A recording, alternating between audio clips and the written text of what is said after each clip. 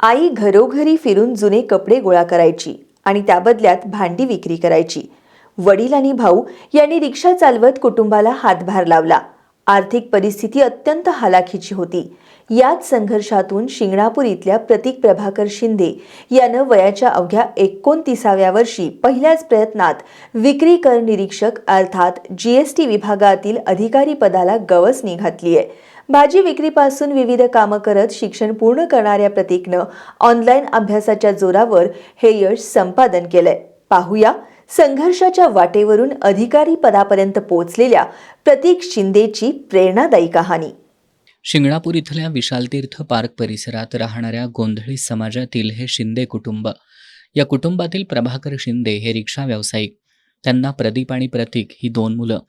मोठा मुलगा प्रदीप हा देखील रिक्षा व्यवसाय करून कुटुंबाला हातभार लावतो. आई गीता या घरोघरी फिरून जुनी कपडे गोळा करायच्या आणि त्या बदल्यात भांडी विक्रीचा व्यवसाय करायच्या. तर वहिनी सुचित्रा शिंदे घरकाम करून कुटुंबाच्या आर्थिक गरजा भागवण्यासाठी मदत करतात. या कुटुंबाच्या अथक कष्टातून प्रतीकच्या शिक्षणाचा प्रवास सुरू झाला. त्यानं 1ली ते 4थीचं शिक्षण विद्यापीठ हायस्कूलमध्ये घेतलं. त्यानंतर SM लोहिया ज्युनियर कॉलेजमधून 12वीपर्यंतचं शिक्षण पूर्ण केलं. पुढं दसरा चौकातील शहाजी कॉलेजमधून BA इतिहास विषयात पदवीचं शिक्षण पूर्ण केलं. मात्र पदवी घेतल्यानंतर नोकरी आणि आर्थिक स्थैर्याचा प्रश्न त्याच्यासमोर उभा राहिला. 2018-19 या काळात प्रतीकनं भाजी विक्री केली. कोरोना काळातही त्यानं भाजी विक्रीचा व्यवसाय सुरू ठेवला. आईच्या जुन्या कपड्यांच्या बदल्यात भांडी विक्रीच्या कामात त्यानं मदत केली. सोन्यात लाख भरण्याचं कामही त्यानं केलं. मात्र विविध कामं करूनही अपेक्षित आर्थिक स्थैर्य मिळत नसल्यानं प्रतीकनं स्पर्धा परीक्षेचा मार्ग स्वीकारला. त्याचा भाऊ प्रदीप यांनी MPSCची तयारी केली होती, पण अपेक्षित यश मिळालं नसलं तरी त्यांचा अनुभव आणि मार्गदर्शन प्रतीकच्या उपयोगी आलं. 2024 साली प्रतीकनं ऑनलाईन माध्यमातून स्पर्धा परीक्षेच्या अभ्यासाला सुरुवात केली. 4 जानेवारी 2025 रोजी पूर्वपरीक्षा दिली. त्यानंतर 17 मे 2025 रोजी मुख्य परीक्षा झाली. या परीक्षेत त्याच्या मेहनतीला यश आलं. वयाच्या 29व्या वर्षी पहिल्याच प्रयत्नात प्रतीक प्रभाकर शिंदेची विक्री कर निरीक्षक अर्थात GST विभागातील अधिकारीपदी निवड झाली. निकाल जाहीर होताच शिंदे कुटुंबाचा आनंद गगनात मावेनासा झाला. प्रतीक घरी आल्यानंतर गुलाल उधळून आनंदोत्सव साजरा करण्यात आला. या यशाचं संपूर्ण श्रेय प्रतीकनं आपल्या आईवडिलांच्या कष्टांना, कुटुंबाच्या पाठिंब्याला आणि स्वतःच्या जिद्दीला दिलंय. मुलांना शिकवण्यासाठी आम्ही खूप कष्ट केले. दारोदारी जाऊन जुने कपडे घ्यायचे आणि त्या बदल्यात भांडी द्यायची. प्रतीकनंही आमच्या कामात मदत केली. परिस्थिती कितीही कठीण असली तरी त्यानं अभ्यास सोडला नाही. तो अधिकारी झाल्याचं कळलं तो दिवस आमच्यासाठी अत्यंत आनंदाचा होता. माझ्या मुलानं खूप मोठं व्हावं हीच माझी इच्छा होती. आज त्यानं माझं स्वप्न पूर्ण केल्याचं सांगताना आईचा ऊर अभिमानानं भरून आला. माझ्या मुलगाने एवढे मोठे यश घेतले की माझं स्वप्न होतं ते असं करावंच असं, पण वाटलं नव्हतं की तो इतकं मोठं स्वप्न पूर्ण करेल असं. की माझ्या व्यवसायावर सुद्धा माझ्या मुलांनी माझ्यासाठी खूप साथ दिल्या. माझ्याबरोबर लॉकडाऊनमध्ये माझ्या मुलांनी भाजीसुद्धा विकल्या. पण त्यांना एक मुलांना स्वप्न घालून दिले डोळ्यात की आपण कुठनंही सुरुवात केली तर कुठेही पोहोचू शकतोय. जर मनात जर ठरवलं असेल तर प्रत्येक मुलाने हे घ्यावं आणि प्रत्येक आई वडिलांचं स्वप्न मुलांनी पूर्ण करावं. घरची परिस्थिती अत्यंत साधी असतानाही प्रतीकनं कधी परिस्थितीचं कारण पुढं केलं नाही.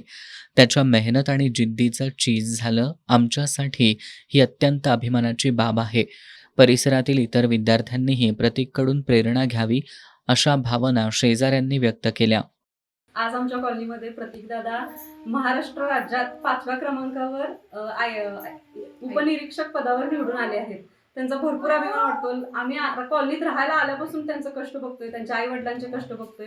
त्यांच्या मोठ्या भावाचा त्यांना खूप मोठा सपोर्ट आहे आणि असं कुटुंब आमच्या नजरेसमोर आहे हा आम्हाला त्याचा अभिमान आहे. कारण भरपूर कष्टातून एक मोठी झेप घेता येते हा उद्देश आणि हे ध्येय त्यांनी आम्हाला दाखवून दिले. माझ्या तर मुलगीला एवढा आनंद झालाय की मम्मी मी प्रतीकदादा सारखंच करणार आणि त्याच्यासारखाच गुलाल अंगावर उधळून घेणार ही ती मला रोज सांगत असते. खरोखर प्रतीकदादा आय प्राऊड ऑफ यू. तुम्ही एवढं मोठं ध्येय साध्य करून दाखवलंय आम्हाला. आमच्या कॉलनीतल्या मुलांना तुमचं तुमच्याबद्दल खूप अभिमान आहे आणि कष्ट, तुमचा प्रामाणिकपणा नजरेसमोर ठेवून आम्ही आमच्या मुलांना त्या पद्धतीने कष्ट करायला किंवा अभ्यास करायला शिकवेल. परिस्थिती कितीही कठीण असली तरी जिद्द, मेहनत आणि योग्य दिशा असेल तर यश नक्कीच मिळवता येतं, हा संदेश प्रतीकच्या संघर्षमय प्रवासातून मिळतो. ही पोस्ट म्हणजे जवळपास दिवास्वप्नच आहे माझ्यासाठी, की विचार कधी केला नव्हता की अधिकारी होईल. आता यापुढे मला समाजासाठी काय करायचं आहे किंवा जेणेकरून माझ्या जातीतली, आम्ही गोंधळी जातीतली मुलं, माझ्या जातीतली माझ्या बघण्यात तरी अशी कोण नाहीत की आपण शिक्षणाच्या प्रवाहात आहेत, की त्यांनी खूप काही मोठं अचीव केले, चांगले आहेत, थोडेफार असं वेगळ्या वर्णाला लागलेले आहेत. माझी अशी इच्छा आहे की त्यांनी मला बघून शिक्षणाच्या प्रवाहात यावं. भले ना सरकारी नोकरी राहायला लागू दे, पण आयुष्यात काहीतरी चांगलं घडण्यासाठी शिक्षण हे खूप महत्त्वाचं आहे. त्या मुलांना मार्गदर्शन करण्यासाठी ना मी सर टेलिग्राम चॅनल म्हणा किंवा त्या मुलांना वैयक्तिक भेटून वगैरे त्यांना मी सांगेन की बाबा हे पुस्तक वाच, कारण ज्या चुका मी केल्या ना त्या चुका त्यांनी करू नये. मी पहिल्या चुका केल्या का नुसतं पुस्तक वाचत गेलो, हे तसं नाही आहे. तुम्ही मार्गदर्शनाशिवाय काहीच करू शकत नाही.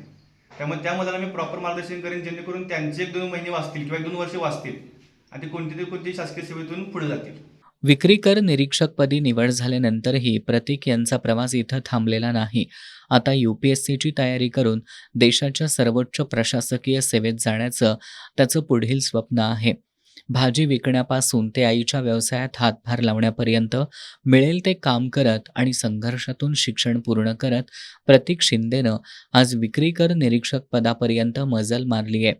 आई वडिलांचं कष्ट, कुटुंबाची भक्कम साथ आणि स्वतःची जिद्द याच जोरावर प्रतीकनं पहिल्याच प्रयत्नात मिळवलेलं हे यश निश्चितच कौतुकास्पद आणि प्रेरणादायी आहे.